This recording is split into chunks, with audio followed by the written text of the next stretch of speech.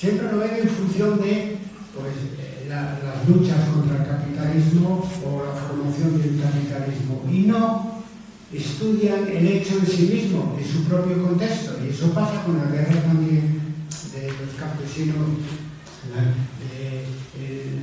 alemanes. Entonces, ¿qué pasa? Que no valoramos esa transición de la Edad Media a la Edad Moderna como una transición históricamente importante. Porque, claro, ¿qué pasa? Que la revolución burguesa tiene lugar 2 siglos o 3 siglos después. Entonces, los actores de la época, no, a pesar del papel jugado por la burguesía urbana, no pueden plantearse la revolución burguesa. Es un error calificar de revolución burguesa esta revolución de campesinas populares con el apoyo de la burguesía del siglo XV. Son importantes por sí mismas, en función del tránsito de la Edad Media a la Edad Moderna, sobre todo por la emergencia del Estado moderno. La emergencia del Estado moderno es lo que hizo posible que fueran victoriosas el movimiento de los reneses parcialmente y el movimiento de los ismaelitas de una manera clara. Entonces, yo lo que he encontrado y lo he confirmado en el Congreso de Halle en Alemania, por otras también, como aquí, intervenciones de diferentes lugares de Europa sobre revueltas, es que la diferencia entre el siglo XV y el siglo XVI en la península ibérica, la diferencia entre birmandinos y remensas por un lado y comunidades hegemonías por otro, es el papel del Estado.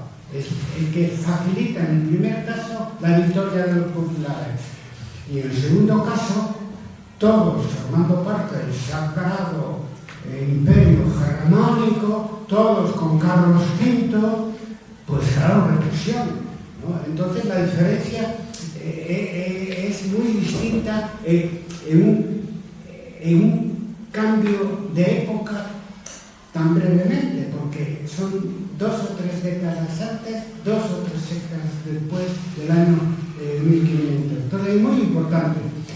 Y termino diciendo, yo cuando empecé a trabajar hace 30 años sobre los ismandinos, me he encontrado en que en la bibliografía española sobre los conflictos y las revueltas en la Edad Media, que se comete un error garrafal, que hoy en día no tiene sentido, y es separar la historia de los conflictos y las revueltas del resto de la historia.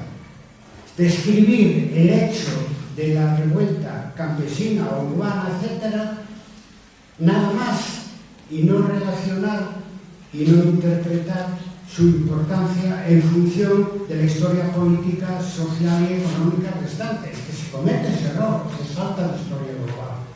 Es el fracaso histórico de la historia total para las escuelas renovadoras de los años 60 y 70. El fracaso. Que se trata la revuelta como si fuera un mundo aparte, fuera al margen de la historia, y en este caso la historia de la transición de la Edad Media y a la Edad Moderna.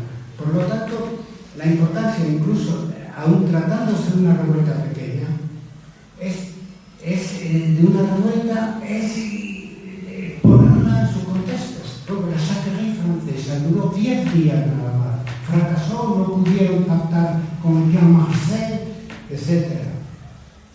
Pero es muy importante porque es el origen del ciclo de las revueltas que siguen a la peste negra de 1348. Es el principio de las revueltas que tienen que ver con la crisis del feudalismo medieval.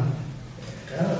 Entonces no pueden tratarse las revueltas exclusivamente en sí mismas, o sea, de una manera puramente descriptiva. Hay que interpretarlas en función de la historia general. Y ahí, el que sea una revuelta pequeña o grande, no es lo más importante.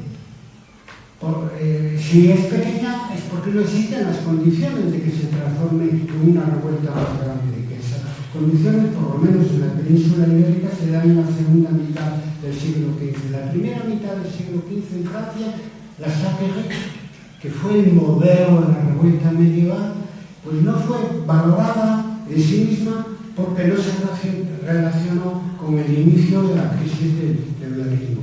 Total, que hay que volver a eso, historiográficamente, hacer historia global, ¿no? Y no analizar el hecho de los conflictos y las revueltas, su envergadura mayor o menor de sí mismo, sino en relación con el resto de esto. I'll try and be as quick as possible because I'm a materialist and think that lunch is more important. At any rate, two of your questions, which I think one gets back to your introduction about German historiography of 1525. That not only is it enclosed within a German context, but very rarely do the German historians really reflect on this important movement into Italy. And then Italy, okay,